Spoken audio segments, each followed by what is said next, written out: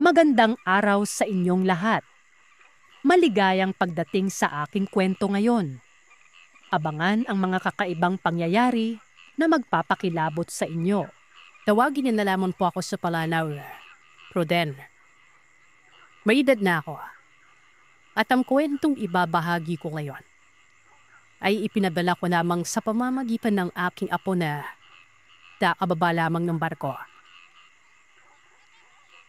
Isa po siyang listener niyo kaya naman iminggani niya kung ipadana ang karanasan ko patungkol sa isang babae. Saan ako nakikipera noon. Sa kadahilan na buma ko ng magulo at manaking pamilya. Naisipan ko magsulo. Siguro, lingkabinataan ko ay matatawag mo ng panaboy at halos malaking parte na ata ng Luzon at Visayas ang napupuntahan ko. Makahanap lamang ng pagkakakitaan. Hanggang sa hindi ko na malayan, Sir Seth, na unti-unti na ako nagkakaedad. Hanggang sa makasanayan ko yung ganong klaseng setup o trabaho, Sir Seth. Bali ang ginagawa ko. Kunwari ay magkaroon ako ng katrabaho dito sa lugar na ito.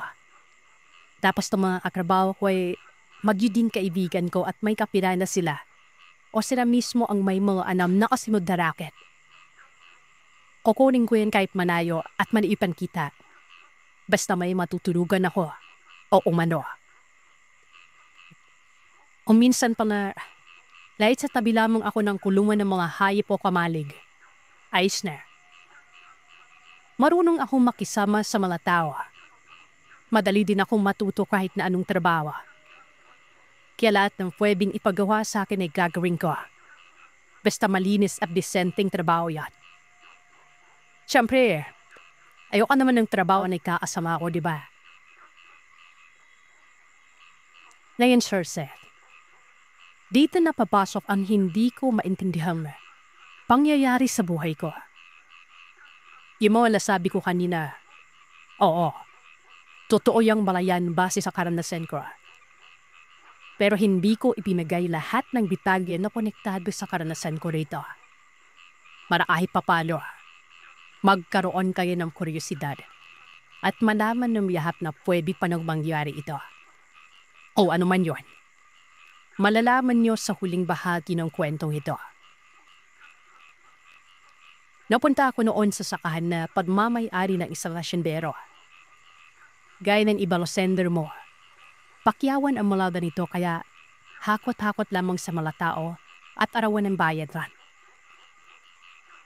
Ako naman noon ay nakikitulog sa kaibigan kong halos kasama ko na rin panadi sa malada nitong trabaho. Libre na rin ang pagkain.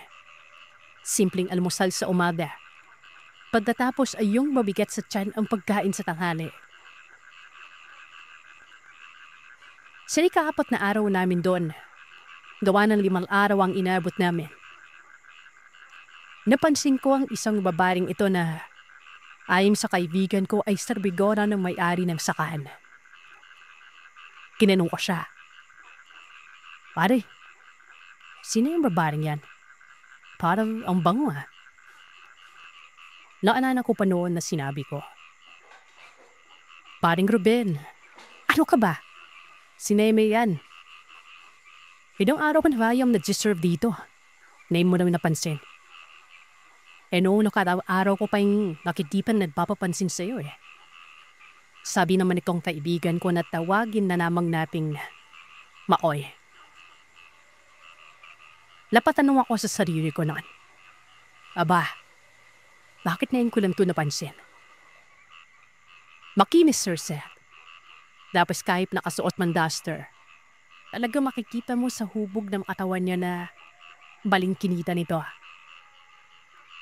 Hindi ko nga napansin na siya yung nag-abot sa amin ni Makoy ng pagkain nun. Ewan ko, lagi naman daw lang si Sir pero hindi ko talaga napapansin eh. Baka sa parbuduan no. Natapos ang tamhadian, maghapon kong hinahanap si Nele. Nakikita ko ito na paminsan-minsan ay dumadaan. Tapos kapag nagkakatama ang pingin namin ay kinaawayan ko ito. Tapos ay nguminipi naman siya sa barihawi ng buhok niya. Napaisip ako. Nako, baka type niya rin ako. Bibala sabi ni Makoy, nagpapapansin daw sa akin. Sabali, masasabi ko naman sir na hindi naman ganun kakagandahan si Nene. Sa totoo lang, hindi naman siya yung tipong kapansin-pansin ng mga ibang trabahador doon. Mas napapansin pa nga nila yung isang nagsisilbi din kasi maputi ito. Mahilig lamang siguro sila sa mapuputi. Mga ganon. Medyo may pagka-morena kasi si Nene tapos parang hindi nag-aayos ng buhok pero makapal. Basta, naaakit ako sa kung anong meron siya noong nakuha niyang atensyon ko. Natapos ang trabaho namin nung araw na yon. At habang naghahantay kami ng sahod namin ng hapon na ito, nakita ko ulit itong si Nene na nakatitig sa amin. Ewan ko, talagang dinala ko ng mga paako sa kanya. Tapos ang una kong natanong, Ne, may magagalit bang nobyo o asawa kapag kinausap kita? Ngumiti si Nene at ang sabi nito, wala daw. Sabi ko, jackpot. Nung araw din na yon, nagkamabutihan kami ni Nene. Sabi ko sa kanya ay huling araw ko na bukas kako baka umuwi na ako sa amin. O di kaya ay mapunta na naman sa kung saan-saan. Sumagot ito na kung gusto ko umano ay mamamasyal muna kami bago ako umuwi. Siyempre, sino pa bang hihindi, Sir Seth? Sabi ko pa noon, isasama ko si Makoy pero sumimangot si Nene at sabi nito, hindi naman kailangan ng chaperon. Nagmumukha tuloy na ako ang babae, Sir Seth. Huling araw ng paglinis namin doon. May isang gabi pa ako para matulog kila Makoy bago ako lilipat sa isa ko pang kaibigan na nangangailangan ng karagdagang trabahador. Pagkatapos ng araw na yun ay nagpaalam ako kay Makoy na mamamasyal lamang saglit. At nang magtanong ito kung sino ang kasama ko, hindi ko magawang sabihin na si Nene. Para bang may pumipigil sa akin o may nagdidikta sa akin na isekreto na muna ito. Nung hapon na yan hanggang sa magabi, para bang napakahaba na lahat ata na pwedeng gawin namin ni Nene. Maliban sa, alam mo niya na, nagawa namin. Kagaya ng pamamasyal, pagkain, pagkwentuhan sa may bayan. Inabot kami ng gabi na umabot sa puntong naghantay kami ng swerteng biyahe pabalik at ilakad na lamang namin hanggang sa makarating sa lugar na uuwian niya. Medyo nalungkot ako ng gabi niyon, lalo na noong hinati ko si Nene sa bahay nila. Napansin ko na walang katao-tao. Tinanong ko kung nasaan ang mga magulang niya at ang sabi lamang niya ay nasa ibayo. Nauuwi naman ang mga ito kapag may oras. Niyakap ako ni Nene bago ito nagsara ng pintuan at nagpaalam. Nakabagsak ang balikat ko habang pauwi noon, Sir Seth. Para akong nalugi dahil sa medyo may talayuan ng sunod kong trabaho pero wala eh. Nung gabi na yon, hindi din ako makatulog. Ginulo ko itong si Makoy. Nag-inuman kami ng nag-inuman pero hindi ko pa rin masabi sa kanyang dinadala ko. Hanggang sa wala na talagang tulugang yon. Madaling araw na, naligo na lamang ako at bumayahe papunta sa isa ko pang kaibigan na tawagin na lamang nating Nato. Sa 2 araw ko pa lamang na pagtatrabaho doon kila Nato, lagi na akong tulala. Lagi akong napapansin ni Nato na wala sa wisyo at palagi ding nasisita ng boss namin. Pag-aangkat naman kasi ng mga produkto ang ginagawa namin noon. Nakaangkas kami sa mga sasakyan na pagdadala ng mga kung ano-anong produkto na pagmamay-ari naman ng isang negosyante. Hindi maalis-alis sa isip ko si Nene. Kaya naman noong 3 araw ay kinuha ko na lamang yung sahod ko. Pagkatapos ay nagpaalam na ako kay Nato na takang-taka noon. Sabi ko, babalik lang ako kina Makoy. Desperado ako. Takot na takot akong baka mamaya may ibang pumorma kay Nene. Pagkarating ko doon at pagkakita sa akin ni Nene, tila ba hindi nagulat ang babae at ang sabi nito, alam niya umanong babalik ako doon. Tinanggap ako ni Nene sa bahay niya. Wala nang ligaw-ligaw na nangyari. Basta pagkapatong ko sa loob ng bahay, ay tila ba nasabi ko na wala na akong ibang pupuntahan, kundi dito na lang. Kaya kong titidin lamang si Nene ng buong araw nang hindi nagsasawa noon. Naging taga-silbi niya ako. Sinasamahan ko siya sa palengke. At bukod sa pagtatrabaho ni Nene sa may hasyendero, ay nag-aalaga din ito ng baboy na ako na ang nag-alaga mula nang pumunta ako sa kanya. Pero syempre, Sir Seth, may mga kakaibang bagay akong mga napapansin o hindi maipaliwanag sa mga panahong naglagi ako doon. Isang gabi, nagising ako na wala sa tabi ko si Nene. Gawa ng yung bahay ay gawa lamang sa hinabing mga kawayan nun. Nakita ko na sa may labas ng kwarto namin ay may bukas na gasera. Umalulong ang mga aso at nagwawalaan ng mga baboy nun. Sabi ko sa sarili ko, ano kayang problema? Bakit gabing-gabi na? Dahan-dahan akong tumayo. Medyo masakit ang ulo ko na hindi ko maipaliwanag.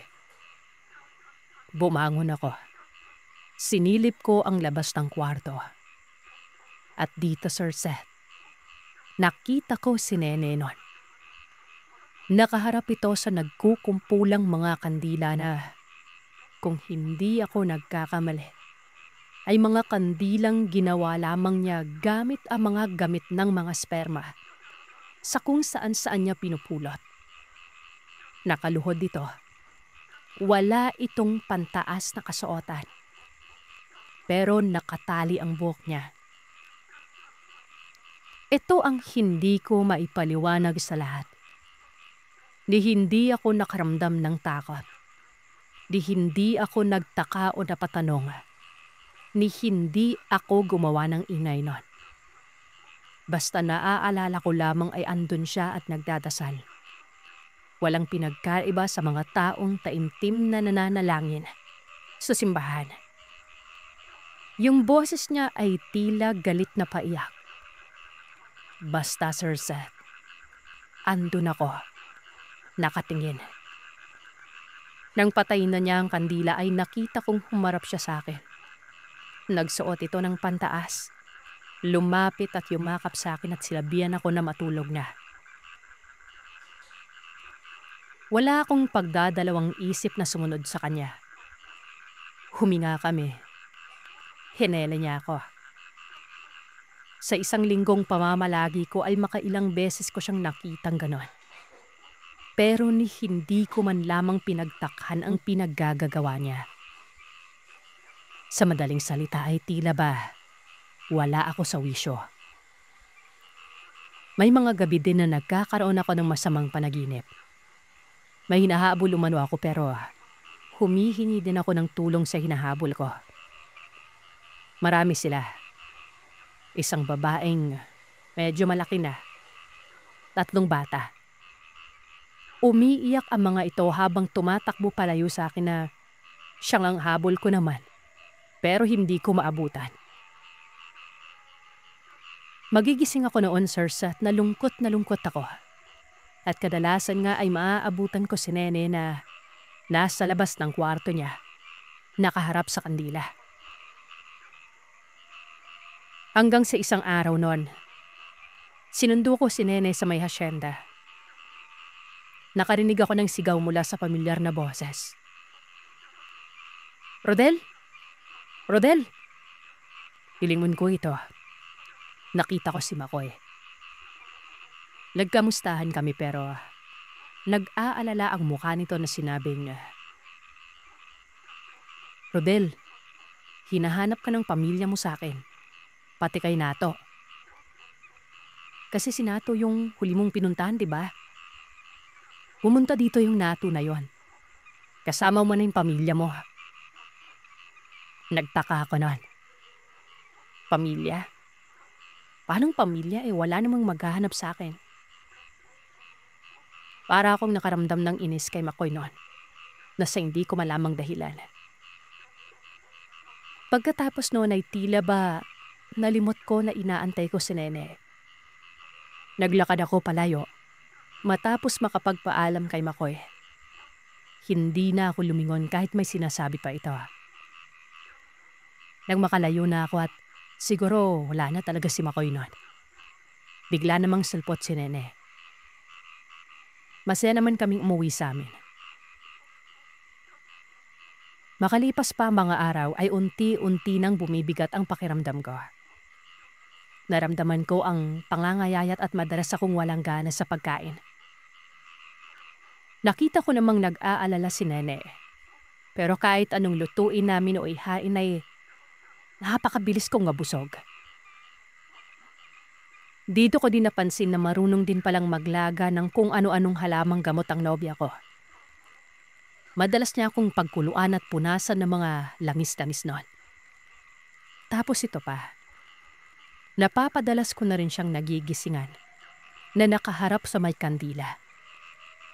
Dati kasi minsanan lang pero halos gabi-gabi na niya itong ginagawa.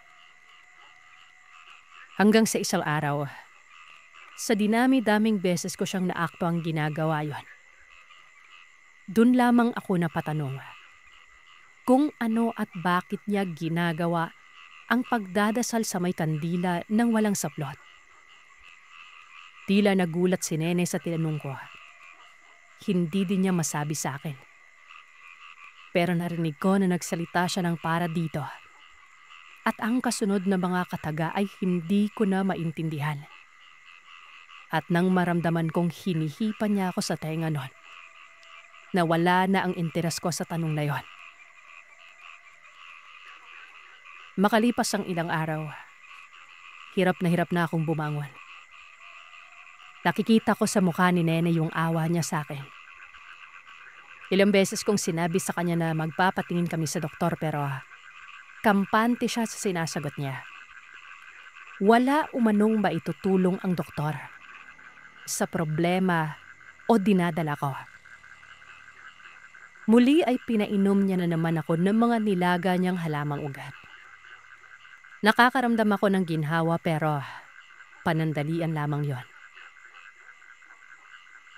Ilang araw pang lumipas. Palagi na lamang akong tulog.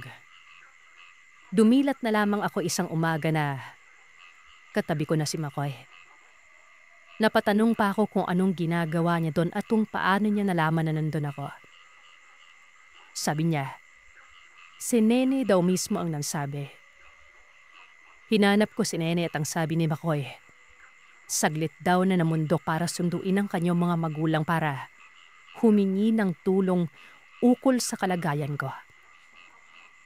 At ang kasunod na sinabi ni Makoy ay ang mas lalong nagpalito sa akin at sa kalagayan ko noon.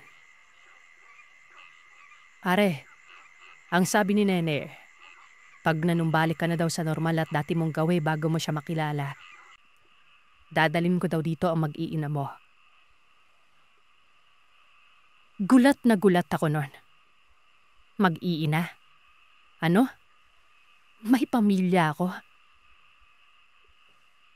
Etong nasabi ko kanina sa simula, Sir Seth, na may mga detalye akong hindi na ibahagi o nasabi agad. At ito yon. Lagalag man ako sa trabaho, ay dahil may rason ako. Para sa mag-iina ko yon. Meron akong asawa, si Lita. Totoo niyang pangalan nito. May 3 kaming anak na isang babae at 2 lalaki. Ayon kay Makoy, alam nilang ang pagkakayod ko ay dahil sa mag-iina ko. Lahat ng mga kinikita ko ay pinapadala ko at napupunta sa kanila. Wala namang kaalam-alam si Makoy sa nangyari sa akin matapos ang huling gabi naming magkasama, di ba? Ni minsan, hindi din umano ako nagkaroon ng interes sa ibang babae dahil Bukang bibig ko palagi ang misis ko at ang mga anak ko. Kaya nga nagtataka siya nang mapansin ko si Nene na ginawa niya pang biro na. Na kung tutuusin umano, mas mukha ng may anak si Nene kaysa sa maganda kong misis. Maski si Nato ay nagtaka din at ilang beses nga itong hinanap. Kinutuban na nga noon si Lita na baka meron nga akong babae pero malay ko ba, Sir Seth? Matapos ko talaga makita si Nene ay nalimot ko ng may pamilya ko. Malinaw ko lamang na walang sinabi si Nene kung paano niya ako ginayuma. Kung sa pagkain ba o sa dasal o kung ano pa. Pwede din namang sa mga kasuotan. Basta ang alam ko ay konektado sa may kandilang yon. Noong puntahan ni Nene si Makoy, nasabi nito na doon nga ako nakatira at hindi maganda ang kalagayan ko. Nagalit pa si Makoy kay Nene sa kadahilan ng bakit ako nagkaganon. Bakit inabot pa sa puntong parang mamamatay na ako bago pa nito sinabi. Wala namang naisagot ang dalaga pero dun lamang napagtanto ni Makoy o naalala na itong mga magulang pala ni Nene na halos kasing edad ng lolo at lola niya ay mga bantog noon na mangkukulam, manlalason at manggagayuma. Nung mga panahong hindi pa nagpakalayo-layo ang mga ito doon sa baryo nila. Pinaamin ni Makoy si Nene kung ginayuman niya ako. Hindi naman ito nagsinungaling. Sinabi nito na natipuhan niya ako nung unang araw ko pa lamang doon sa may hasyenda. Ako, sir, wala naman ako mapagyayabang bukod sa maingay ako at mahilig magpatawa. Kaya hindi ko din maintindihan kung paano naengganyo o nagustuhan ako ni Nene. Yun nga lang, dahil nga sa hindi ko siya pinapansin, pinag-aralan umano nito yung paraan ng panggagayuma sa paraan na naaalala niya kung paano iritual ng kanyang ina. Take note, Sir Seta. Pinag-aralan at inalala lang. Hindi siya tinuruan ng mga magulang niya. Binase niya lang sa nakikita noong kasama niya pa ang mga ito.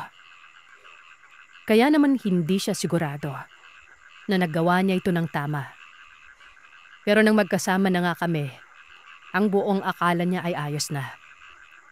Yun pala, may kulang umali sa ritual na hindi niya alam. Kaya naman iba ang bumalik sa sarili ko mismong pangangatawan. Ako na ang kinulam o nagayuma. Ako pa ang nakarma o naargabyado. Tinigil ni Nene ang ritual na ginagawa gabi-gabi. Magmula nang gumalik ang mga magulang nito. Ang kanyang butihing ina ang nagpapainom sa akin ng mga halamang ugat na ubod ng pait.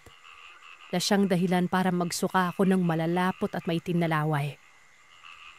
Ang ama niya naman ang nagpapausok sa akin gamit ang napakabahong balahibo ng mga manok na tandang. Habang lumilipas sa mga araw na unti-unti akong nanumbalit ng lakas, ay unti-unting nawawala ang pagtingin ko kay Nene. Napalitan ito ng muhi at galit. Tanging si Makoy lamang ang pinagkakatiwalaan ko na nagdadala sa akin ng pagkain. Mga luto niya lamang ang pinagkakatiwalaan ko noon. Kapag wala si Makoy, hindi ako kumakain ng kahit na ano galing kay Nene. Ni hindi ako makatingin sa mukha niya. Kasi parang gusto ko siyang saktan. Kahit pa ba ito. Nang kaya ko nang tumayo at maglakad, nagdesisyon ako na doon na tumira kina Makoy. Sinabihan na lamang ako ng mga magulang ni Nene kung anong araw at oras babalik para sa patuloy kong pagpapagaling sa bahay nila. Hanggang sa maisagawa ang huling bahagi ng panggagamot at masabing wala nang kung anong sumpa o kulam ang nasa katawan ko. Bagamat nagpapasalamat ako sa mag-asawa, ni hindi ko na nahagilap o hindi na nagpakita pa si Nene sa akin. Nung nakita kami ni Rita at ng mga anak ko, Grabe yung iyak ko at paghingi ng tawad sa kanila. Kahit wala akong kasalanan. Naiintindihan naman nila ito. Hindi pa dito natapos ang panggagamot para makasigurado. Dinala pa ako sa isang seruano. May binaklas sa akin na kung ano nun. Lahat ng dala kong damit na nanggaling kila Nene ay pinasunog. At yung binaklas umano sa pagkatao ko sa katawan ay para kung may naiwan man akong kung ano doon sa bahay ng babaeng ito, ay mapuputo lang ugnayan ko doon at hindi na ako mabalikan pa o kung ano. Gaya ng iba, inalok ako kung babalikan ng sakit si Nene. Dahil hindi lamang gayuma ang ginawa sa akin kundi pati pangungulam.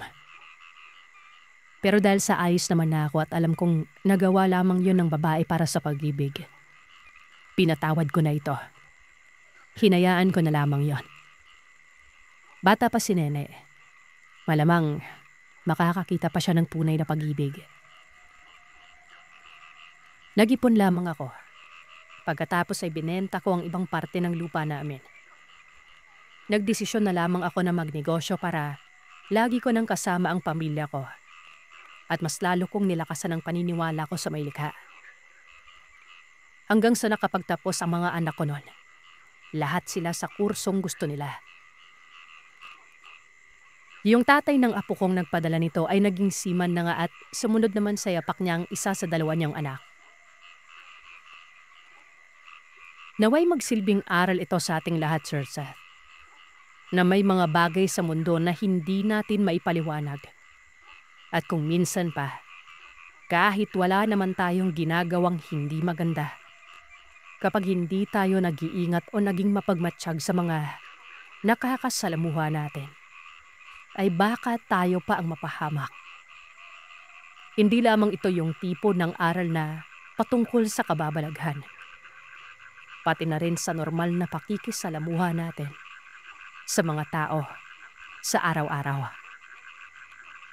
Mga kagiliw, bago natin tapusin ang kwentong ito, isama natin sa ating mga dasal ang namayapang Lolo Rodel. Pumanaw ito noong Oktubre ayon sa sender natin na apo niya. Pero nangyari ang kwentong nito taong 2016. Buntis ako, 6 na buwan. Nagribenta kami ng asawa ko sa Parañaque nun. Mas malapit kasi sa pinagpatrabahuan ko.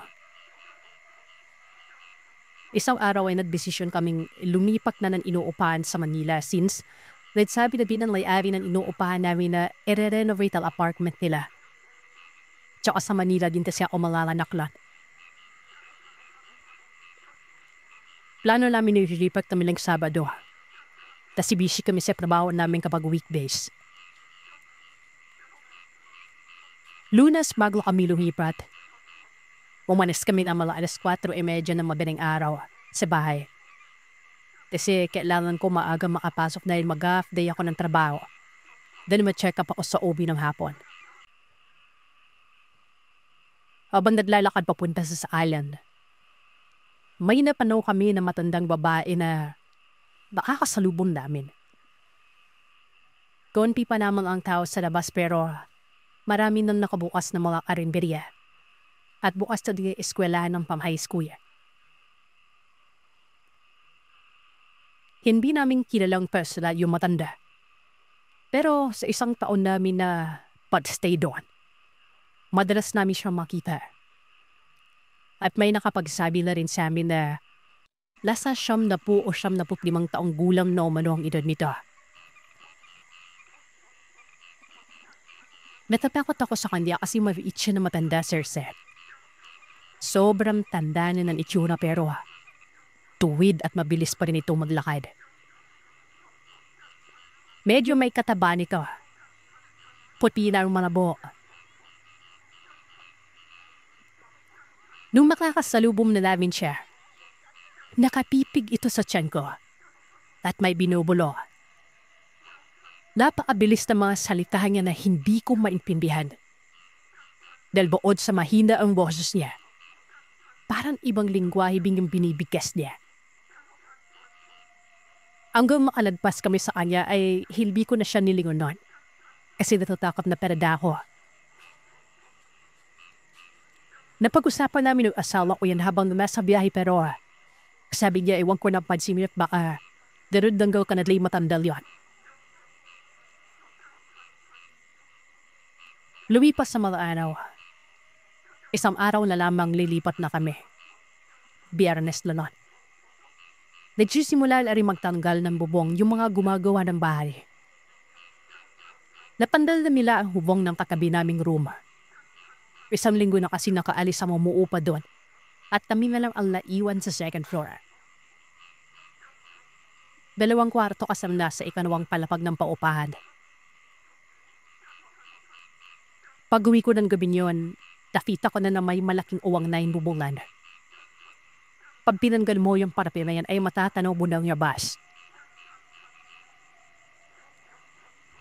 Binariwan ako na lamang ito kasi last night na namin doon.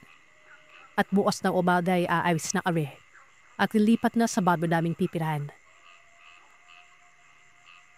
Subali pag uwi ko at napansin ko to, mirinisan ko yung bahay kasi maraming buhangin at maliliit na bato. At kalima narablag ganing sa bubong. Pagkatapos noon ay naligo muna ako bago matulog. Ang banyo namin ay nakahiwalay sa room namin. Sharing sa ibang Thailand. Pero karap lamang ng pinto namin ang mismong banyo. Pagpasok ko sa CR, walang ilaw kasi kinangganan na yun ng bubaw. Pero pinatungan lamang ng malapad na kahoy para may harang pa din. Yung toilet bowl, barabi na kasi nahulugan na ng mga bato galing sa hollow blocks na giniba na din para paripen. So dahil hindi naman ako magbababad at banlaw lang naman ang gagawin ko, tiniis ko na. Damit ko lamang yung inaw ng cellphone ko. Habang naliligo ako, nagtataka ko kasi may mga nahuhulog na maliliit na bato galing sa bubuan, galing sa kisami ng CR na dawa sa hollow blocks. Konpidam naman yung nalanablag pero ang ipinagtataka ko, bakit nabilalablada me? Hindi ko naman nasadi yung pade. O wala namang tao o ano sa bubong na magiging rason para madalaw yon at maglablada ng mga maliliit na parapin nito. Binirisan ko na lamang kasi medyo hindi maganda yung pakiramdam ko nun. Si pakiramdam ko, may nakamasid sa akin. Pagkatapos kong maligo ay natulog ako agad. Dumating ang asawa ko galing sa trabaho pero nagpaalam binada dito para lumabas at manood ng basketball sa kanapit na court. Pabalis niya, nakatulog din naman ako kaagad.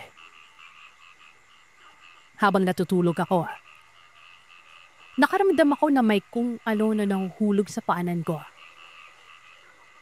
Pagmulat ko ng mata ko ay dumiretso agad yung tingin ko sa paanan. Nakita ko na may nalalablag na maliit na bato galing sa bubong namin. Galing sa parte na umuwang kasi nga ginibayan, di ba? Yung nakausli na yon nakatapat sa paanan ko. Maliit lamang kasi yung kwarto na yun, sir. Nagulat ako at nagtataka at napatingin sa bubuman. Natakot ako kasi alam ko na mayroon pa rin doon kung ano sa bubong na gumabalaw na. Kitang-kita ko na pilip na pinutulak yung nakausling kahoy para bumiday. Yung para bang gusto niyong pumasok galing gan. Tapos ito pa, Sir Seth. Sa takot ko ay bigla na lamang namigas yung tiyan ko. Napakasakit. May hindi ko magawang makadalaw. Pililik niyong abutin yung cellphone ko sa gilid pero napakabadal ginawa yan kasi naninigas din talaga yung kamay ko. Habang nakatipid ako sa bubong, nagulat ako na sa sobrang lakas ng bagay na yun na nasa bubuan. Bigla ba namang lumusot ang kamay niya sa butas? Kitang-kita ko yung kamay na yun, sir. para itong sandok pero mabuhok. Parang kamay ng onggoy ang itsura nito. Sa gulat ko ay bigla akong nakadalawa. Dadampot ko yung cellphone ko at nadawa akong makatayo. Diretso ako doon sa kusina. Papunta ko din ay nadawa niyan may alat ulit yung kamay niya. Tumahimik at tumigil ito sa ginagawa niya. Pinakiramdaman ko ito. Sinitsitan ka siya. Yung sitsip na parang sinasaway ang pusa. Narinig ko yung mabigat na malayapak niya. Papunta sa birichan ko. Kung saan ako lumipat noon. Naririnig ko yung yanip-nip ng kahoy na bubon sa bigat na malapa niya. Agad kong pinalada ng asawa ko pero hindi ito sumasagot. Magtago ako sa ilalim ng mesa. Ilang minutong nakalipas ay nagdum ulit sa sabutas ng bubong at pilit na namang pinatulak ang nakausling kahoy para makapasok. Mga 10 minuto pagkatapos nun, narinig ko na latbukas ang gate sa baba. Alam ko ang asawa ko na yung nagbukas ng gate kasi narinig ko pa siyang umubo. At doon na rin huminto yung body name sa bubong. Pagkapasok ng asawa ko ay umiiyak ako at magsabi sa kanya. Dalit may brief ako nin kasi hindi nga ako sinasagot sa tawag ko. Nagtanong ito kung bakit. At sinabi ko naman na may kung ano sa may bubungan. Natawa siya. Pero nagulat kami pareho ng walang ano-ano ha. Nandyan na naman yung bagay na yan sa bubungan.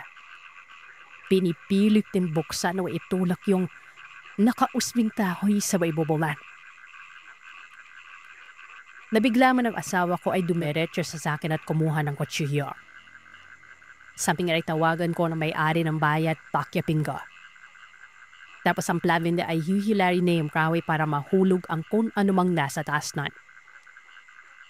Pero biglang tumigil ito. At naririnig namin na yung mga mabibigat na paglalakad niya. Umbikwap-ikot sa may bubong. Matapos ang siguro 20 minuto ay bumalik siya sa butas. At yun nga ang inaantay ng asawa ko na pagkakataon. Dan hihilahin niya bigla yung kahoy doon. Tumakbo ito at nawala. Rinig namin yung yabag niya na sobrang bigat na patanun-talon. Pero tila ba magaan ang bawat pagbabsak niya sa kung saan man siya nakapatong. Aldan sa mawala ito. Makalipas ng 1 minuto ay kumatok ang may-ari ng bahay.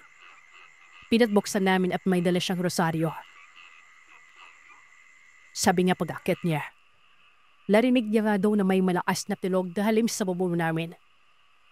Kaya imbis na katuping kami, pumuha siya ng kahoy na hagdan at inakyat ang bubong mula sa banyo.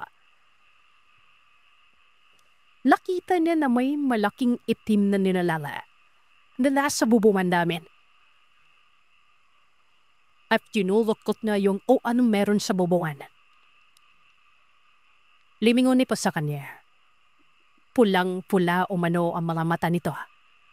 At nang maita siya ay bigla na lamang itong tumakbo. Natakot daw siya kasi pagtakbo nito, lumundag ito sa kabilang bubong na parang walang kahirap-hirap. Ang bubong na pinalun nito ay ang bubong sa harapan ng bahay namin. Napakalayo ng sir sa duwa ng isang karsada ang pagitan nun. Ito pang nakakagulat. May bintana kami na kapag nakabukas siya ang tao. Nakabukas ito noong mga panahon na yun kasi naiinipan ako. Kaya hindi ko ito isinara nung bago ako matulog. Dapat, pwede siyang dumaan dun, di ba? Hindi siguro na dawa. Dawa ng yung bimtanan yun ay nilagyan namin ng buntot pagi. Doon kami nakumbinsi na aswang talagang bagay na yun. Sa pakot ko ay hindi ko na kaya magstay pa doon at baka balikan niya kami. Kaya nung gabi na yun ay umalis na kami at doon na natulog sa bahay ng mga biranggo. Malakas ang hinana namin na yung matandaw na kasalubong namin na aswal. Hindi naman sa judgmental pero mula kasi na makasalubong namin siya, ay gabi-gabi na kami nakakaramdam na may naglalakad sa aming gubuwan hanggang madaling araw.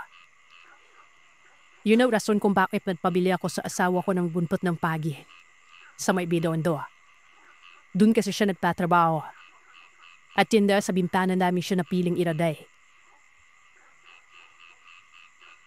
Kung wala siguro ito doon, nagkaroon siguro siya ng pagkakataon na mabiktima sana ako nung maabutan niyang sira ang bubong namin. Nakakagulat na kahit dito sa kamay nilaan ay may mga dantong uring nilalaw. Nakala kasi natin na sa malaliblid lamang na lugar sila sa mga probinsya na nibirahan. Sa aking dati kahit na laralasting ko na makainkwento na uwak o yung malaking ibon sa Marikina, hindi ko pa rin masasabi kung yung ibon na yan ay alada lamang o siya mismo aswal. Pero itong pangyayari na to sa buhay ko, ang pinaka nakakatakot sa lahat. Dahil nakita ko mismo ang maipim at mabalahibo niyang mula kamay. Dati akong slave sa isang mall sa lugar namin. Like yung asawa ko naman po isang sundalo. Isang hapon habang nasa duty ako, at ang asawa ko naman ay pababa sila ng bundok na dahil tapos na ang duty nila. Tumawag yung asawa ko na uuwi ako sa amin mamaya sa pinikiraan namin dahil pababa na daw sila. Malayo kasi yung kampo sa tinatrabuhan ko, Sir Seth. Dalawang upan magmaneho ng motor at dahil marunong naman ako. Binadala ko na lamang yung motor niya. Doon kasi ako nagsistay sa loob ng kampo simula ng buntis ako. 4 na buwan na po ang tiyan ko noon pero nagpatrabaho pa rin ako at nagdadrive ng motor. Sinupit ko naman yung asawa ko at ang sabi ko, sige, uuwi ako. Sabi ko pa ay parang uulan at baka maabutan ako ng ulan sa gitna ng daan. Ang sabi naman niya, kung maabutan ng wano ako ng ulan ay pumili na naman ako ng raincoat. Pag-uwi ko sa trabaho, dumiretso ako habang nagmamaneho. At yun nga, naabutan ako ng ulan. Manayo pa ako noon. Makarating ako sa amin ng mga bandang alas 5 o mag-alas 6 na ng gabi. Sakto namang kakaraping lamang din nila galing sa bundok. Sabi ng asawa ko ay mauna na lamang ako sa kubo. Yung ubo po namin na nasa harap ng kampo lang at sa kabilang daan po at nasa ilalim po ng mga puno ng rubber tree. May mga kubo naman doon sa likod namin at doon nagsistay yung mga sir nga pero nung mga panahon na umuwi ako, tamidamang yung naroroon daw ng si Mr. na nakakira sa likod namin. Umuwi ng bakasyon kaya kami lamang ni naroroon. May mga bahay naman sa harap namin kaso medyo malayo po. Tatawid ka pa sa daan. Habang mahimbing na ang tulog namin, bigla ako nabising ng mga alauna ng madaling araw. Ginising ko yung asawa ko. Palasamahan nga ako kasi nasa labas po yung banyo. Ihing-ihim na kasi ako nun. Yung CR ay nakahiwalay sa kubo doon. At yun na. Natapos na ako at pumasok na kami sa loob. Pagdahigan pagkahigaan namin, may narinig kami na may kumakatok. Hinayaan na lamang namin ito. Tapos itong asawa ko ay piningnan niya sa bintana. Wala namang tao. Maya-maya pa ay may kumatok na naman. Doon na nilabas ng asawa ko ang 45 baril niya. At kinulong niya akong, Sibidad, huwag ka mabiro din ah. Tapos doon, tuloy-tuloy na yung pagtatok lalong-lalo na sa gilid ng kubo namin. Maya-maya, kumatok mi naman. Pero nasa taas na ng bubungan. Pagkarinig namin ng katok sa may bubungan ay biglang sumakit yung tiyan ko. Napaiyak na lamang ako nang may nakita ako sa may bintana na merong nakatingin sa amin. Yumakap ako sa asawa ko. Sabi niya, magdasal lumano ako at tuwad aalis sa likuran niya. Nakaupo lamang kami sa kama doon. Hindi siya umalis sa tabi ko. Sabi ko, iba na to. Tumawag siya sa kasamahan niya. Walang sumasagot. Sa totoo lamang, Sir Step, ay hindi ako naniniwala sa mga aswal-aswal. Yung asawa ko, oo. Tumayo siya at kinuha yung lighter at yung tsinelas niya. Siningbihan niya yung tsinelas niya na yun at pinapon sa labas ng pintuan. Pero mas lalong lumakas yung mga atok. Habang nagdadasal siya, nagtapon siya ng asin sa loob ng kubo namin. Lumabas siya labela-belaw asin at sinaboy niya sa may bubungan. Nagmumura ito na kung sino man yung kumaato kayo magpakita sa aga. Hanggang sa bigla siyang napapingin sa mabilim na bahagi ng gilid ng kubo ng sir niya. Meron siyang nakitang kambing doon, Sir Seth. Normal naman talaga o okay lang naman kung kambing yan, di ba? Ninalan talaga. Yung kambing na yan, baliktad yung ulo. As in, parang inikot ang ulo nito sa katawan niya. Nagulat ang asawa ko at pinapunan na ito ng asin. Pumasok ito ng kubo gawa ng umiiyak na ako. Pagtapasok naman niya ay tumawag naman siya sa may-ari ng pinipiran namin. Gumising si Uncle. Natawagin na lamang natin sa pangalan Toto. Sumunod yung mga anak niya at asawa. Natanong ito kung anong nangyari.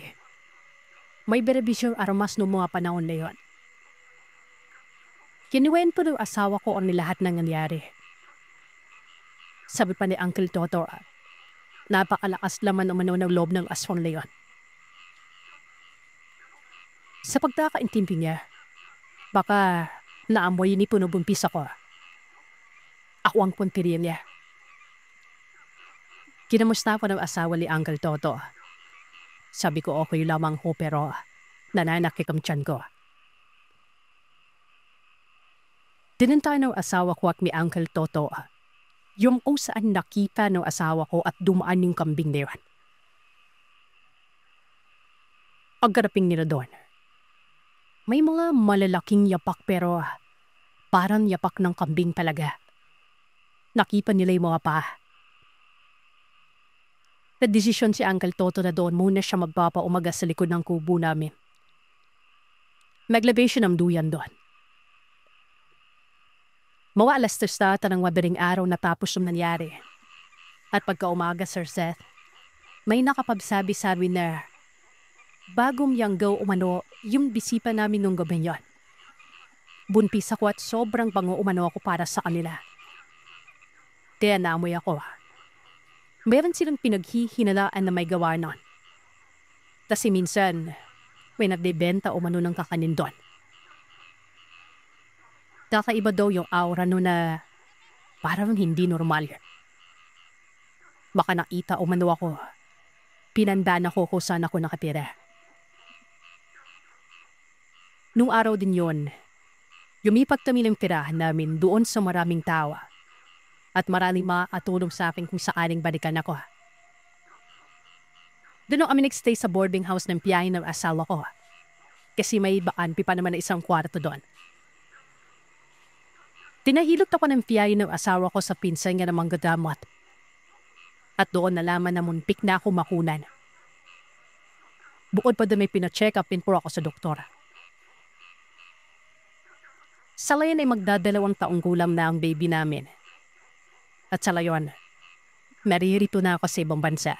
Nais ko po sanang ibahagi sa channel mo ang isa sa karanasan namin sa aswang ng asawa ng kuya ko. Huwag mo na lamang pong banggipin ang palalang ko dahil maihiya ako at baka maantsawan pa ako ng mama ko pag nalaman niyang nagbahagi din ako ng kwento. Mahilig po kasi kaming makinig sa mga ninarnarate mo, mapaumaga man o gabi. Hindi ako mabaling sa pagbahagi ng kwento sa pamamagitan ng pagsulat. Kaya rin pala ay humihingi na ako ng paumanhin. Ikaw na po ang bahala.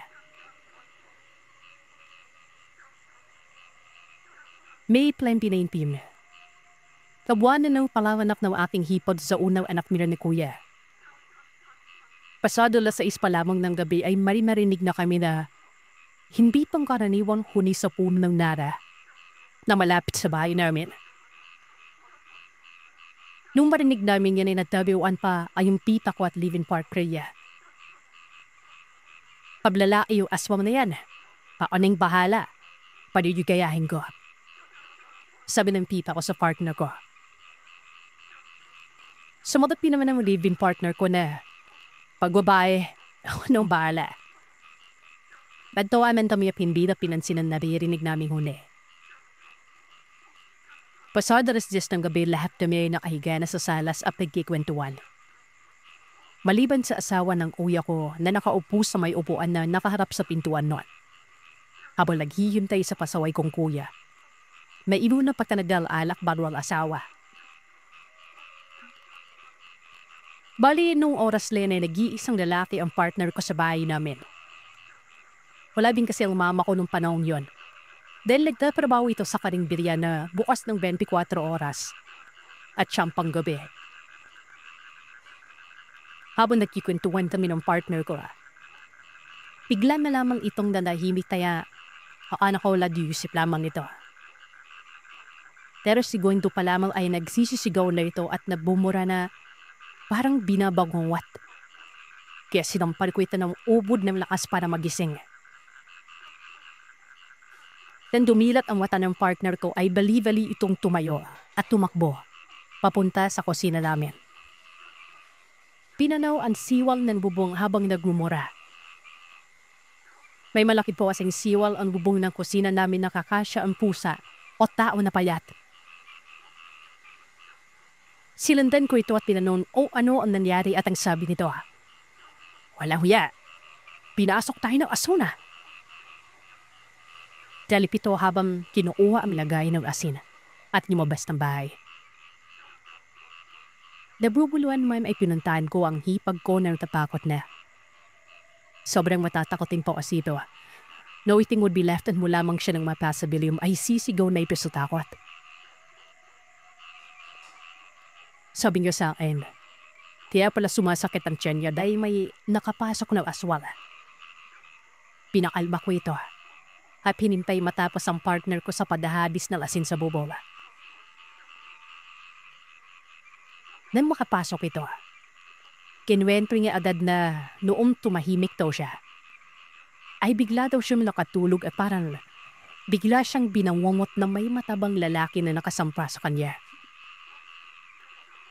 Nakaapa ang mga paa nito habang matalim ang pingin sa hipag kong naghihintay sa kuya ko. At nang maramdaman daw niya ang sampal ko ay bigla na lamang daw tumakbo ang lalaki sa kusina namin at maging pusa. Liwabas ito sa siwan ng bubuman. Maya-maya lamang ay dumaping na ang kuya ko na lasing na lasing. Ibinalipan namin dito na pinasok kami ng aswal. Kaya nagalit ito at salanan ng anak ay may papan itong umakit sa bubuan. Sabi ko sa partner ko, sundan si kuya dahil lasing na ito at malaglag pa ito sa bubong. Itong parating ito, Sir Seth, ay naging ko may bibigla. Simimbela ng partner ko si kuya habang hawak pa din ang winadayan ng asin. Ulakipin ito sa bubong at doon ay pinagturuan din ng dalawa ang pagsaboy ng asin at pagwasiwas ng tuyong kawayan na may maturis na nakatambak lamang sa ibabaw ng bubong namin. Hindi ko alam kung ano ang pumasok sa kokopi ng dalawa at naisip nilang gawin yung maghuhubad at tutuwad. Yun daw kasi alayim sa matatanda na kung gusto mo daw makita ng harapan ng aswala, ay magpahid na milanyes, maghubad at tumuwad. Pero sa kaso ng dalawa ay basta na lamang naghubad ang kuya ko at tumuwad na. Itong isa naman ay dahil walang tama ng alak ay nahiyang maghubad at tapisilit na lamang sa pagtuwad na ginawa ni kuya. Sa tuwing kagalaw si kuya ay gagalaw din siya para makisilip nun. Kaya imbis na aswang ang makita niya. Alam niyo lang nakikita niya. Nang mapagtamto niya ang ginagawa nila ay bigla itong tumawa ng malakas at ibinato ang kawayan sa puno ng arapilis. Sa pagbatalyan yun, biglang may lumabas na malaking itim na nilalang na parang pusa. Sobrang haba umano ng bunbut nito. Hinabol nila yon. Sa may bubuhan namin ng hindi nila naabutan, ay naalanan nilang dalawa ang kagagahan na ginawa nila at tawa ng tawa na bubaba sa bubong.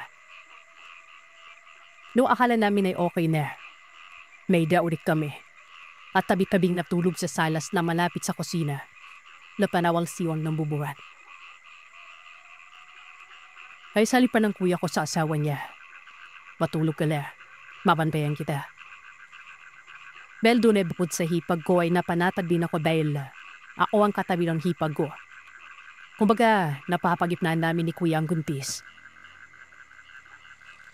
Pero paiglip pa lamang ako ay mariin akong niyuhyulyub ng hipag ko at humihikbing biniraw sa akin na may lalaki daw na may mapupulang mata. Ang sumirip sa siwal at nininisihan lumala siya. Napatingin naman ako doon. Bigla itong nawala. Medyo napuyat ako pero hinayaan ko munang matulog ito. At nang makasigurado ako na ayos ng lahat, natulog na rin ako.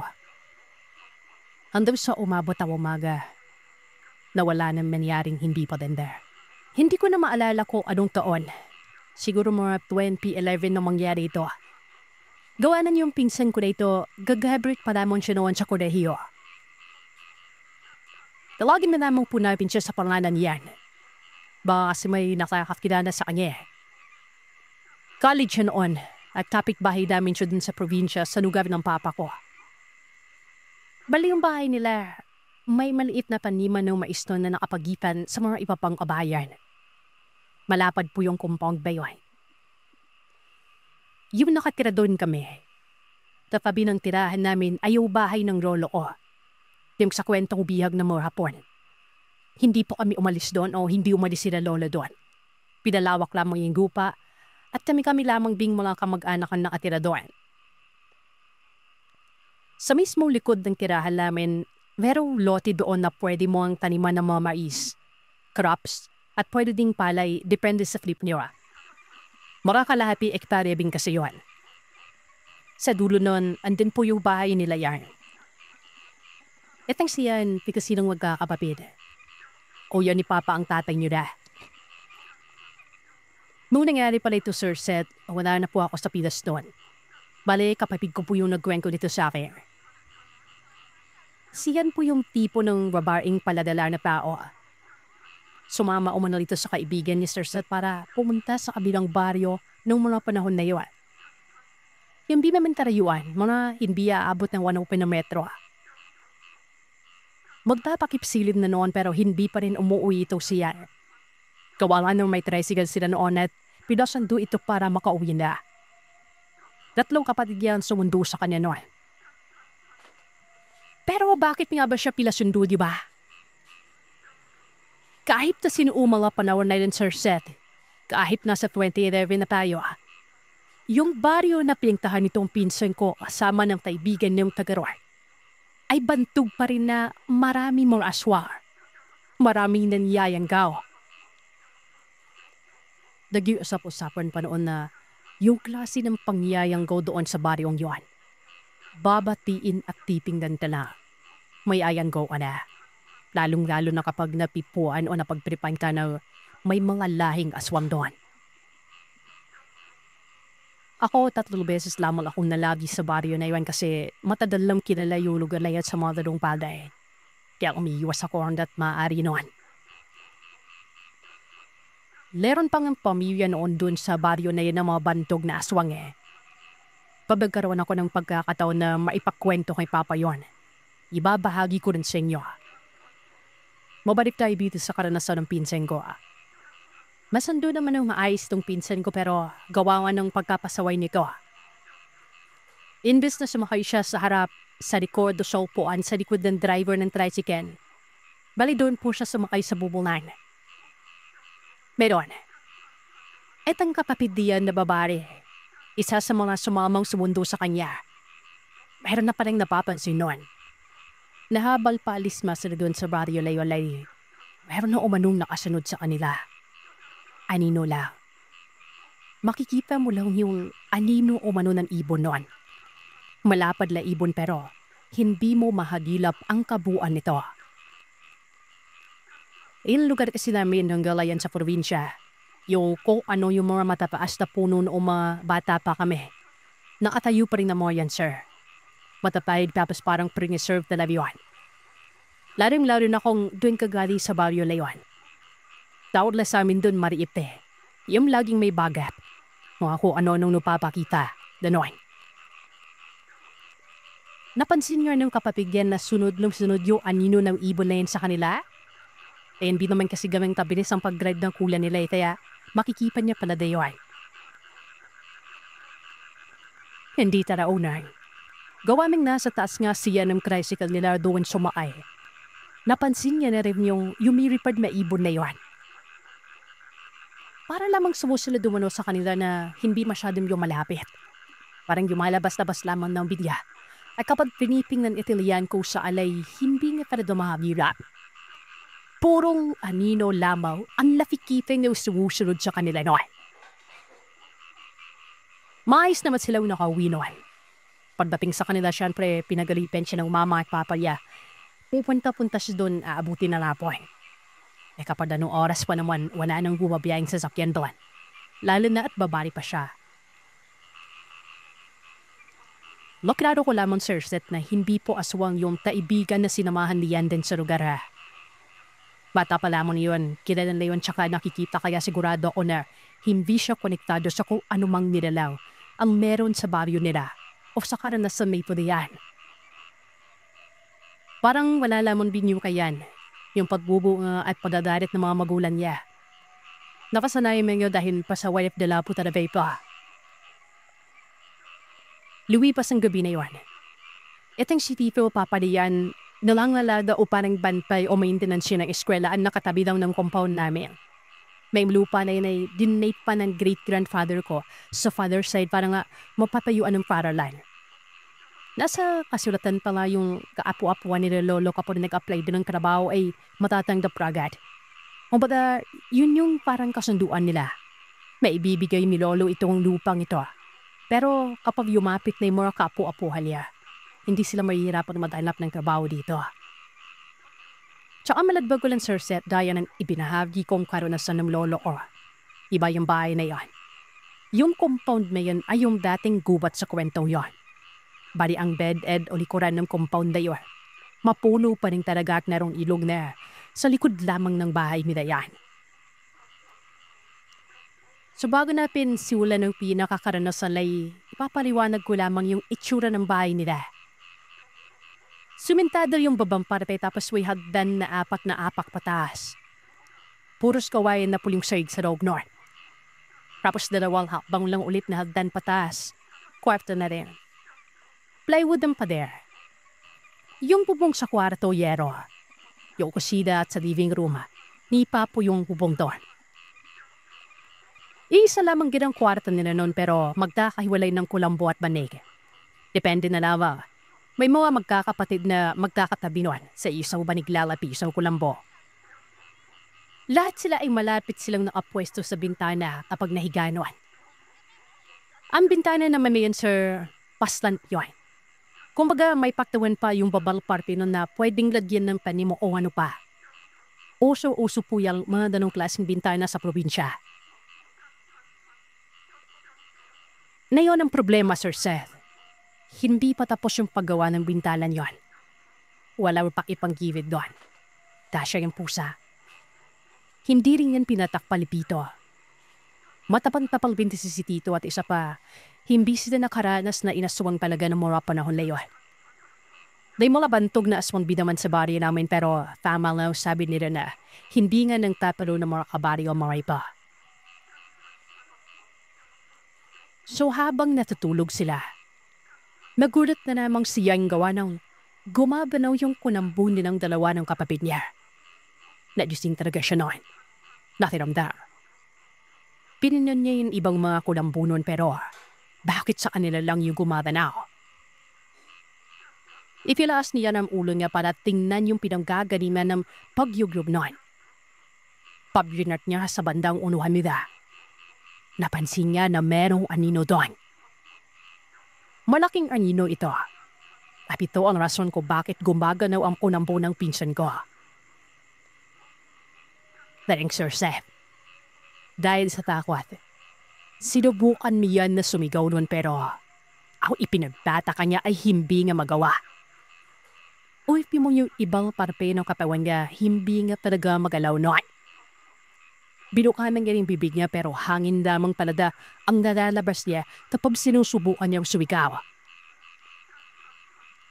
Hanggang sa walang ano-ano, itong anino na ito, dahan-dahaw yumapit at tumabi dito sa pinsen ko na ito.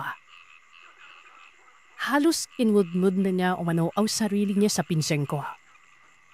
Ang unang napansin niya noon, pagtabikip na pagkabikip na mukha nito, buon sa mismong harapan niya. Yung mata nito, hindi na silabing pula base sa pagkakakwento niya pero mas maihahabin tulad na ito sa parang nag-aapoy siguro. Pero yung apoy nga doon, manilaw-nilaw pa. Takot na takot siya siyempre. At kahit anong gawin niya, nasa isip niya ang palalan ng papa niya, narapin niya. Pero hindi niya talagang mabigas noon. Ang sumunod na ginawa man ninalang na ito, imelap nito ang kunambulian. At pagpaalat, hinawakan nito ang pinsan ko sa may leg niya. At walang ano-ano ay mas lalong nilapit ng nilalaw na ito. Ang mukha niya kayan. At sa mismong pisngi niyan, ay merong tumulo na hindi niya masabi kung laway, pawis, tubig o dugo nun. Basta, may pumapatak sa pisngi ng pinsan ko na nagmumula sa mismong nilalang na yun. Tapos may amoy pa raw ito na may hahabing tulad mo sa amoy ng bulok na bayabas na mapanghe. Unang naigalaw na yan ay yung dulo ng daliri ng panya. Hanggang sa paunti-unti niyang nararamdaman na igagalaw na rin niya kahit papano ang namamanhid ng katawan noon. Nang may galaw na niya yung ulo niya, iniwas na niko ang mukha niya sa maamoy na likidong pumapatak sa mukha niya noon. Napakarami na umano noon sa mukha niya. Sinubukan niyang itulak yung nilalang pero hindi na magawa dahil ayon dito sa pinsan ko. Yung balat ng nilalang ay para bang kung anong patusok. Hindi nga alam kung matigas na balahibo o kung ano pero masakit kapag sinusubukan niyang itulak palayo ito sa kanya. Tapos magsimula na lang manlaban ng pinsan ko na ito. Doon na nagsimulang mga lumot ang nilalang na yon. Sa mukha, sa daig ng pinsan ko. Nalamaramdaman niya na nagsisimula ng humapdi ang mga kanumak na yon. Dito man niya nagawang sumikaw. Yung mga kapatid niya kahit na anong wasiwas, sigaw at lagabog ng higaan niyan. What happening? Bagsak na bagsak umano ang pagkakatulog ng mga yon. Hanggang sa muling pagsigaw niyan, Sir Seth, dito na naalimpungapan si Tita. At dito ay naabutan niya rin ang nilalang na nakapatong pa yan noong mga panahon na yon. Nabase sa kanya, ay hindi mo umano maihahambing sa kung anong hayop. Para bang malapit sa aso o sa pusa pero alam ng ibang iba pa rin yon. Sinigawan niya ito. Sabi niya, "Hori, anong ginagawa mo? Sino ka?" Sinubukang yugyugil at gisingin ni Tipe si Tito pero wala. Hindi binito magazine noon. Ang ginawa ni Tita, lumabas si Kunam Kulambo o saan sila nakapwesto ni Tito at ng isang kapatid niya noon. Dumiretso itong bumaba sa may kusina. Kinuha at pinaidaw yung maliit na lampara na diblangis na dawa sa bote. Tapos yung itak. Nang akmang pabalik na si Tita paakyat, doon sa 2 akbang na akdan papunta sa kwarto nila. Napapigil siya. Dohanal, doon kasi mismo sa may adventure set. Nandun na ang nilalang noong mga panahon na yon. Nakatayo. Dahil sa medyo maliwanag na rin sa lamparam nakabukas noon, kitang-kita ni Tita ang isang matangkad na ibon na sa pagkakalahad ng pita ko na ito. Nasa 5 talampakan o wanuang tangkad. May pakpak. Patulis-tulis ang mga pakpak nito. At ang uno, kahawig o kawamis umano ng isang kwago na ang mga mata ay kagaya nga ng nakita niyan. Nag-aapoy o nagbabaga rin. Lokapitig ito kay Pita. Hindi nagpapinag si Tita noon. Sinigawan niya pa yung nilalang na, ako ang harapin mo, huwag yung anak ko. Ano gusto mo sa anak ko? Kukunin mo. Magkamatayan muna pa dito. Daranda ang nilapitan ni Pipa ang nilalang habang nakahanda itong hawak yung itak. At sa maniwala man tayo sa imbiser, sir, unti-unting lumiit yung nilalang na ito. Mula sa ilang panampaang tangkad, hanggang maging kasing laki na lamang ito ng pusa noon. Pero ganun na ganun pa rin naman ang itsura. Walang pinagbago. Wala paniki ang pakpak-takwago na nagbabaga ang mata ang mukha. Walang ano-ano ay bigla itong nagpaikot-ikot. Dumiretso sa taas ng pintuan sa espasyo at lumusot doon para makalabas. Tinuha ni Pita ang lampara at pinala sa fastener. Dito na niya nagawang dusingin si Tito at ang iba pa ng mga pinsan ko. Kitang-kita nila siya noon. Puro kalamot, duguan, sa leeg sa mukha. Pinahilarmos na siyan at nilagyan ng gamot noon. Mabuti na lamang at hindi gaman kadali ng mga kanumot na yon. Nung navyuanad na, hindi na sila nag-atubiling dalhin siyan sa albularyo. Yung pinakamalapit sa amin. Doon na rin siya nilagnat, Sir Seth. Ayon sa albularyo na ito, natipuhan naman siyan. Dahil siguro sa pangangatawan nito na medyo chubby, maputi, makinis, at mamula-mula yung mukha tapos may pagkabibo at nakulit pa. Pimalong ni Pifa albularyo kung babalik-pabalik nila lang layon. Patatantanan na niya ang pinsan ko. Sabi nga man ng albularyo na ito, syempre, babalik at babalik yan dahil nga sa napipuhan nila ito ang pinsan ko. Dito, sinabihan ng albularyo si Pita na maglagay ng bagakay sa palibot ng bahay nila. Siyan, huwag kayang walang luya na nakasabit sa katawan. At maglagay ng asin sa mga givit-givit ng bahay. Sa pagtatawas ng albularyo dito sa pinsan ko na ito, Peter alaman na ang bisita. Ang bisita niya nung gabing yun ay isa o manong lalaki. Hindi pa da baryo namin kundi galing sa baryo na pinaglakwatsan niya noon. Adabin siya. Bukod pa dito, pinatakpan ng albularyo ang bukas na bintana kung saan posibleng pumasok ang nilalang na yun. Huwag daw hayaang mag-isaw na kay Gasiya. At higit sa lahat ay iladay ito sa gitna nilang magpamilya. Mismo ang kapatid ko na nandun na nakakita sa kanya ay awang-awa sila dito sa pinsan ko. Dahil sa dami ng kalimot nito. Yun isang mata niyan, pulang-pula. Namumula tuwing magdadapit hapon na.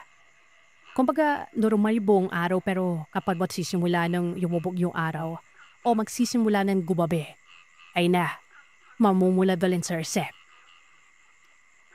Latanuan daw kasi ng likido yun. Pero ayon sa albularyo, mabuti na lamang at wala itong yanggaw. Ilang araw ding ilagyo ng albularyo siyan palagi hanggang sa tunuyang gumaling ang kalmot niya at yung pula sa mata. May pinapainom at pinapatak sa mata niya noon. Sa ngayon ay nasa Maynila na siya at nagtatrabaho sa isang universidad. May asawa na rin po siya. Minsan na rin siya umuwi doon sa probinsya at yung bahay ng Leon. Pamilya na ng kuya niya ang nakapiragawa ng lumipat sila dito sa gawing kalsada malapit sa taniman. Ang ipinagtataka lang talaga namin, Sir Seth. Yung lalaking aswang kasi, matanda-tanda lang ng konti kayan. Kaya yung pipo ng pagkagusto niya kayan baka tanadang crush, diba? O nahalila ito sa kung ano man yung napansin niya dito sa pinsan ko na ito. Pero niya, nakapagtataka. Bakit niya sasaktan? Kaya ba kapag gusto mo, hindi mo sasaktan? Joke lang mga Agulio. Tawagin niyo lamang po ako sa pangalan M. Bale ang kwentong ibabahagi ko ay karanasan ng nanay ko sa panganawa sa panganay kong kapatid. Lima kaming magkakapatid so hindi pa ako pinapanganak ng mga panahon na iwan. Pero ilang beses na itong naikwento ng nanay ko at pinsan ko kaya ikikwento ko ito sa perspective ng nanay ko. So ito na. 1969, dalawa na ang anak ko. Magdadalawang taon ang palanay ko at ilang buwan pa lamang ang palanawa. Nagtatrabaho bilang technician sa isang radio station ang asawa ko noon. Minsan panggabi ang shift niya at kami lamang ang naiiwan sa bahay noon. Sa panahong ito, nakikipilay pansamantala ang pamangkin ng asawa ko na si Alicia sa bahay namin. Nakatina kami sa Rojas City at nag-aaral siya sa kolehiyo noon.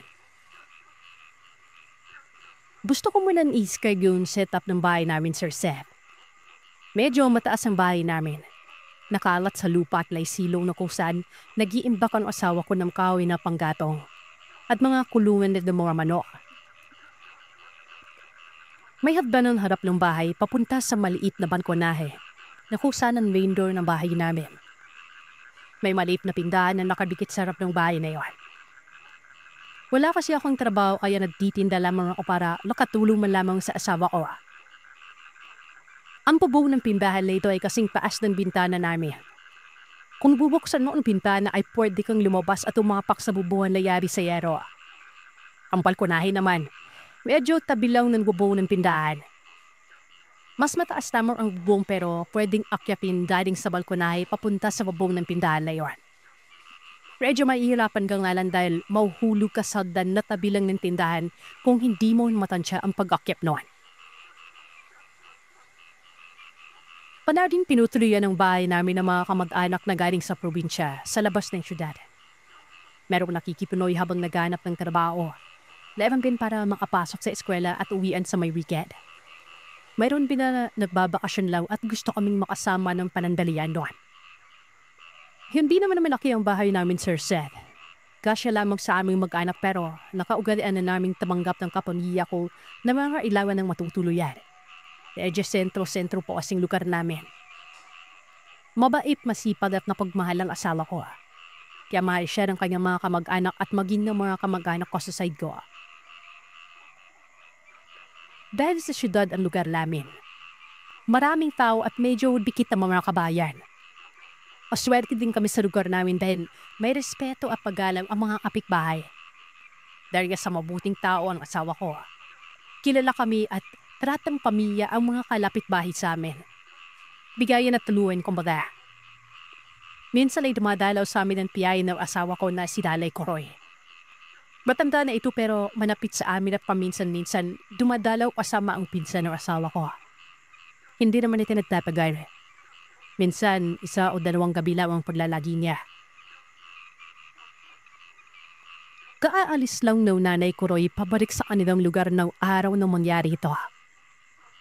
Lapaon na overnight shift ng asawa ko kaya kami lamang nang naiwan sa bahay kasama ang pamangkin namin si Alicia.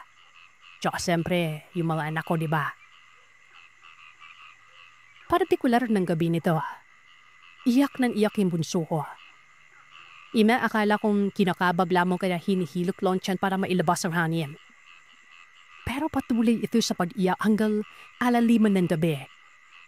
Pareho kaming hindi makapahinga ni Alicia at salipan sa pagpapataan sa bunso ko na yun. Malinsawan binong panahon kaya binuksan namin ng bagya lamang ang bintana na kung saan nakaharap sa bubong ng tindahan. Naglatag kami ng balik sa sala para doon matulog para presko. Dahil nagsabi ko ay maraming tao kahit sa gabi yung barangay namin na ito. Pero habang lumalalim ang gabi, syempre manaka-naka na ang dumadaan sa kalsada at halos mga lasing o naglalakwat siya na lamang dumadaan doon. Iyak pa rin ang iyak ang anak ko noon. Nang walang ano-ano ay may bigla na lamang umalabog sa bubong ng tindahan namin. Doon namin napag-alaman na isang lalaki al nasa labas na ng rabato sa bahay namin noon. Sigaw ito ng sigaw ng aswala. May aswang sa bubong ng bahay niyo arin bigyan. Sigaw, mura at patuloy na pambabato ang ginagawa ng lalaki niyon. Magkahalong gulat, takot at nerbiyos. Hindi ko alam kung ano ang gagawin ko habang hawak ko yung bunso o anak. Tilog naman ang palamay ko sa banig na nakalatad sa saymayon. Kung ano ang paninitas ko, iba naman ang naging reaksyon ni Alicia. Dali-dali nitong pinungo ang bintana na bahagyang bukas at akmasa ng isasara. At doon tumambad sa kanya ang isang matandang patalikod na at akbang bababa noon. Meron kasing payap na puno ng papaya sa harap ng tindahan na may siguro 2 hanggang 3 talampakan ng layo sa bubuman.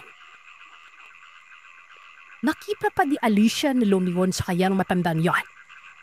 Sobrang nakakatakot tumano ang kulubot na mukha. Mahaba ang nakabuhagab nito buhok.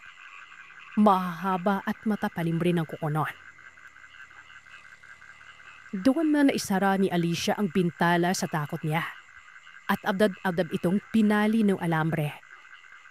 Yun lang kasaulak ng bintala namin noon. Doon na ako naimasmasan noon. Binigay ko kay Alicia ang anak ko sabay dampot sa kutsilyo sa may pintuan na nilalagay talaga ng asawa ko sa gabi. Lumabas ako kahit nanginginig ang katawan ko noon. Medyo nadising na mga kapitbahay sa ingay ng lalaki sa labas. Pagkalabas ko at pagbaba sa hagdan, tumambad sa hindi kalayuan ang isang matanda na pumapadaos-dos sa puno ng papaya. Medyo may liwanag galing sa ilaw sa kalsada kaya nakikita ko na medyo sumasabit ang matanda sa bakod na kawayan na yon sa tabi ng puno. Parang hindi ito matanda sa bilis ng paggalaw niya, Sir Seth. Alam niyo, parang naka-costume lang. Tinalon nito ang mataas ng bakod at tumakbo ng mabilis ng walang kahirap-hirap. May nakalabas na ng mga kapitbahay sa oras na yon. At hinabol ang matanda pero nakapagtataka ang bilis nito at bigla na lamang nawala sa dilim ng gabi. Ang sabi ng lalaking nakakita, pauwi na daw siya padaan sa harap ng bahay namin nang marinig niya ang iyak ng anak ko. Napatingin siya sa bahay namin noon at doon niya nakita ang isang milalang na nakadapa at nakasilip sa bintana ng bahay namin. Lakiramdam yung lalaki. Hinintay niya kung ano yung gagawin ng nakatayong nilalang na yon. Akma na itong papasok sa bintana dahil kita niyang unti-unti nitong binubuksan ng bintana niyon. Dito na siya hindi nagdalawang isip na batuhin ng nilalang na alam niyang aswang dahil sa itsura nito at dalaw. Ay naman sa kapitbahay namin nagising at lumabas na rin. Meron nga siyang namataan na siyang matandang babae sa balkonahe namin na palakad-lakad na parang hindi mapakali. At dahil sa inakalang may bisita kaming matandang kaanak, inakala niyang sinanay ko roon. Umuwi na sinanay ko rin ng araw na yun eh. Kaya imposibleng siya ang matanda na nakita ng kapitbahay ko sa balkonahe ng gabing yon. Kinabukasan, tiningnan namin ng asawa ko ang bubong ng tindahan at puno ng papaya. May mga bakas ng putik ang bubong. Medyo malayo talaga ang puno sa bubong para talunin ng isang ordinaryong tao yon. Payat din ang puno ng papaya. Pero mga dahon lang ito ang nabali at mukhang parang magaan ang nilalang na sumampa sa puno.